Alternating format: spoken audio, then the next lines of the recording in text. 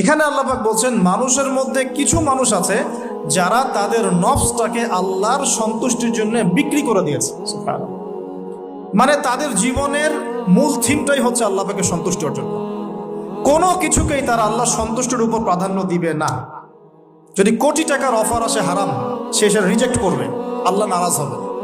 একটা সুন্দরী মেয়ে যদি জেনার অফার করে, সে রিজেক্ট করবে, কারণ সে আল্লাহকে ভয় করে। সে আল্লাহ পাকের জমিনের উপরে গায়রুল্লাহ বা কুফফারদের তাগুতদের কোনো লস ইমপ্লিমেন্ট করতে পারবে না, কারণ সে আল্লাহকে ভয় করে। সে ইকোনমিক লাইফে হালাল হারামের পরোয়া করে চলবে, কারণ সে আল্লাহকে ভয় করে। সে তার পরিবারে পর্দা এস্টাবলিশ করবে, বিকজ সে আল্লাহকে ভয় করে। মানে আল্লাহ পাকের সন্তুষ্টির জন্য নিজের নফসটাকে, জান মাল সবকিছুকে বিলিয়ে দিয়েছে।